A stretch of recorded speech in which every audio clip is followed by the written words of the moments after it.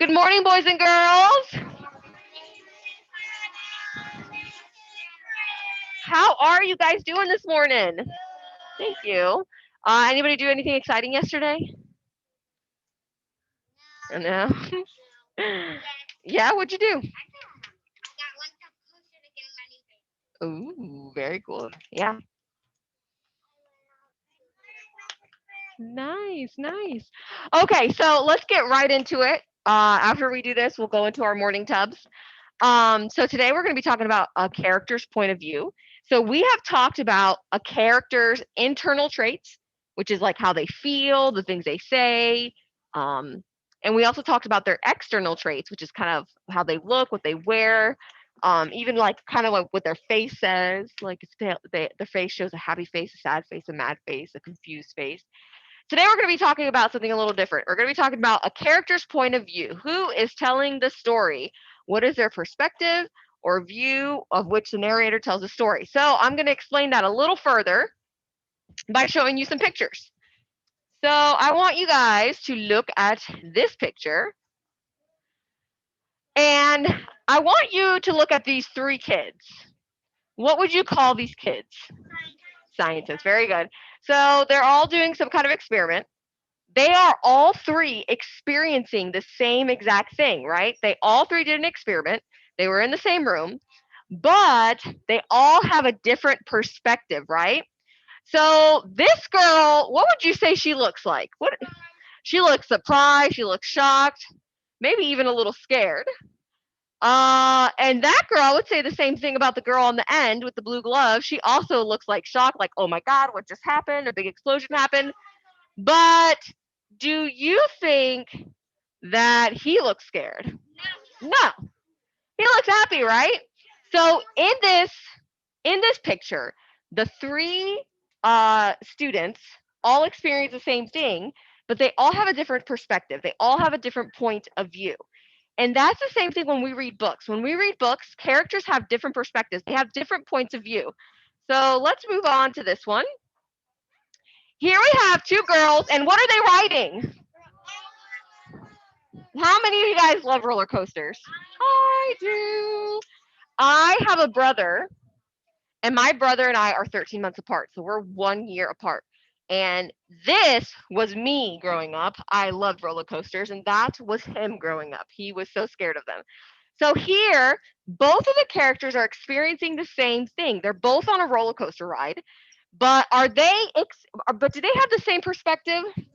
No, her point of view is, oh my goodness, this is so fun. I love it. I want to ride this again. Her point of view is, I am so scared.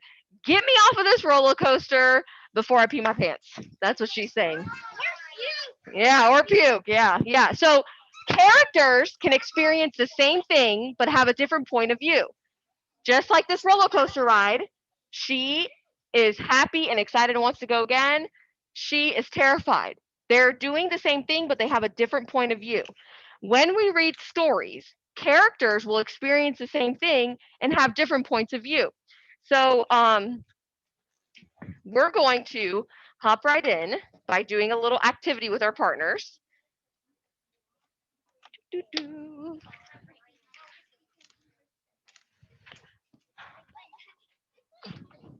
Okay, I'm going to zoom in on this. Okay, so I'm going to read you a couple short passages. I really need you to pay attention because you guys are each going to get your own point of view card, and you're going to go with a partner, and you're going to decide which is the right answer. Here I go. My baby birds are growing up. I have to feed them twice as many bugs each day. I told Papa Bird that next week it will be time for our babies to learn how to fly. Who is telling this story? Is it A, the baby birds, B, Mama Bird, or C, Papa Bird? Raise your hand. Ooh, good. Lots of good hands. Marley, who do you think? Mama Bird. Yeah, absolutely. She's saying her babies are growing up, so we know it's not the baby. And then she also says that she has to feed them, so we know it's Mama or Papa. And then we can rule out Papa Bear because then she says, I told Papa Bear that next week it will be time for them to go. So it is absolutely Mama Bear. So today, everyone is going to get a different card, and you're going to partner up with someone. And yeah, sorry, Mama Bird. You're going to partner up with someone, and you're going to decide what their point of view is. So let me pause this real quick. All right, great job doing that point of view activity. Now we're going to read our story, A Tale of Two Beasts. This is a great story to read to start learning about point of view because in this story, each character has a completely different point of view on one thing that happened. They both experience the same thing, but they have completely opposite points of view. So let's find out exactly what happens in this story. A Tale of Two Beasts. A Tale of Two Beasts. I was walking home from Grandma's house through the deep, dark woods when I spied a strange little beast. He was stuck up a tree and whining sadly. So she sees this little creature and she thinks he is whining sadly. Phip! So I decided to rescue him. If somebody rescues you, what do you call that person? A hero. So she's like his hero, huh? I will call you Fang, I told him, and I wrapped him warmly in my scarf and carried him safely home. I gave him a lovely bath and a gorgeous new hat and sweater and a delicious bowl of fresh nuts. I made him a beautiful house and gave him Lord Rex to play with. So she takes him from the woods, she brings him home, she dresses him so that he'll be nice and warm, and then she makes him a little house and she puts her little toy in there. How would you describe her character traits, internal character traits? Yes. Yeah, she's definitely happy. What else? How else would you describe her?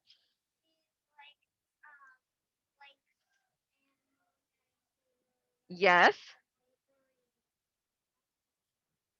Okay. Yeah, and she's kind, right? She's nice. She's sharing with him. She's very kind. She's generous. I took him out for long walkies to keep him fit and healthy, and I showed him off to all my friends and loved him nearly as much who loved him nearly as much as I did. But for some strange reason, the little beast did not look very happy. In fact, he was looking rather hot. I hope he's not getting sick, I thought, and opened the window to cool him down. I think I skipped a page. No, I did not. Okay. So here he's getting red. Why does she think he's getting red? Owen, you think because he's getting hot? And because he has a hat. Yep, absolutely. Yep. And opened the window to cool him down. But then something terrible happened. He threw off his clothes and leapt out the window and ran away as fast as he could back to the deep, dark woods. Oh my goodness. Why do you think he ran away? Why do you think he ran away? You think he was mad at the girl? Let's see. I wanted to go and look for him, but Mama had other plans. Dinner time, blah. Bath time, ugh. Bedtime, grrr. I couldn't sleep. I missed the little beast and wondered if I would ever see him again. But then a small, furry shadow appeared at the foot of my bed. Who was it? Yeah. And okay, let's talk about how she's feeling over here. How's the character feeling over here? Yeah, she's feeling sad. She missed him, right? She can't sleep because she misses him.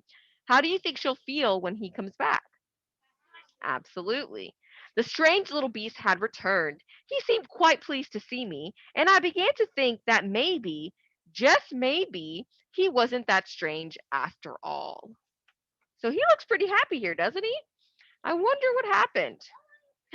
I wonder why he came back. Here is part two of this story. In part two, we're going to read the story from the beast's perspective. Ready? Let's see what he has to say about what happened. So, here, this is a story written by the beast. I was hanging from my favorite tree, singing happily to the birds when. So, she said, you guys remember what she said? What did she say he was doing? What did she think he was doing? She said he was whining sadly, but was he whining sadly? No, what was he doing? He was singing happily when I was ambushed by a terrible beast. What does it mean to be ambushed, Alexander? Yeah. Groof! She growled at me. So he said that she growled at him and tied me up and carried me off to her secret lair. So does he see things the way she saw them? No, he thinks she's a bad guy. She made me disgustingly clean and dressed me up in a ridiculous hat and sweater and tried to make me eat squirrel food. Yuck! Was she doing these things to be mean? No, but that's not his point of view. She kept me in the tiny box with nothing for me to do and nowhere for me to hang from. She made me walk backwards and forwards and backwards again for no reason whatsoever. She showed me off to a herd of even wilder beasts who were just as terrible as she was. I had had enough. I made a cunning plan and put it straight into action. Free once more! Woohoo! I raced back to the deep, dark woods before the terrible. Oh, sorry. There we go. I raced back to the deep, dark woods before the terrible beast could catch me. I was peaceful in the deep, dark woods, a bit too peaceful, perhaps, and also a bit wet. In weather like this, one could do with a nice warm hat. I snuck back to retrieve it under cover of darkness. The terrible beast was waiting for me. She seemed quite pleased to see me, and I began to think that maybe, just maybe, she wasn't that terrible after all. So they have a completely different perspective, huh? So today we're going to talk about the girl's perspective. On Friday, we'll talk about the beast perspective, but today we're just going to do the girl's perspective. So go ahead and get that out, and we're going to do the first one together. I'm going to do the first one with you, and then you'll do the second one. So the direction says a character's point of view is how he or she thinks and feels. When you read, you should think about how characters feel and speak in different voice to represent the character's point of view. How does the character feel? So the characters, like we've talked about before, experience a lot of different feelings through a story, right? So name one feeling that she felt in the story. One way that she felt. Brayden? She felt happy at one point. She felt sad at one point. Excited.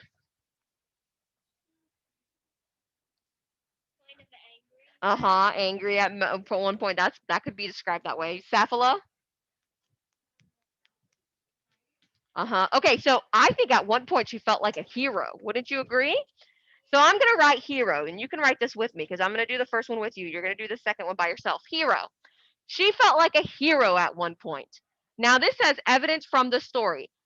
What happened in the story that makes you think that she felt like a hero? I'm going to go back and look because she uses a specific word that definitely made me think she was a hero. She said, so I decided to rescue him, right? So evidence from the story is she rescued him. She rescued him. What else did she do where she felt like a hero? What did she do for him that made her feel like a hero? Yes. Yeah, she gave him food. She gave him food. What else did she do?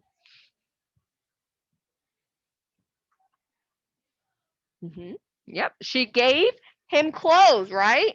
She gave him a hat and a scarf. I'll just put she gave him clothes.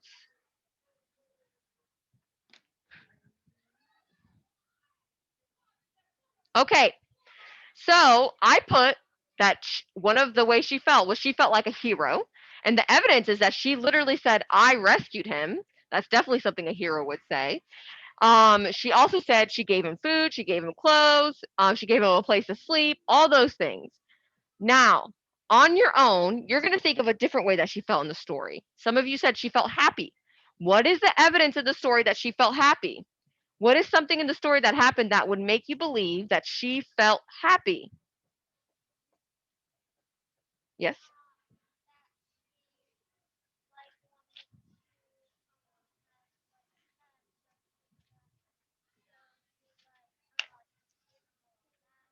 Yeah, yeah, she was excited to make him that house, right? Yes.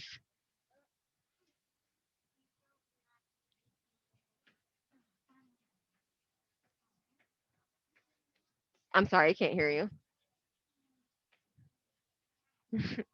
Okay, and also, we also said that she felt sad, right? What evidence in the story showed you that she felt sad? Yeah, and what showed you in the story that she felt sad?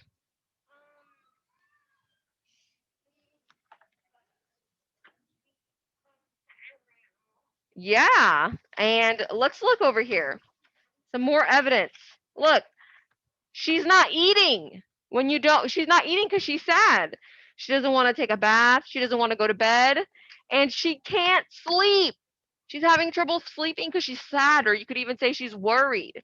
So you're going to pick one feeling, and then you're going to give me at least one piece of evidence. I wrote three. If you write more, that's a bonus.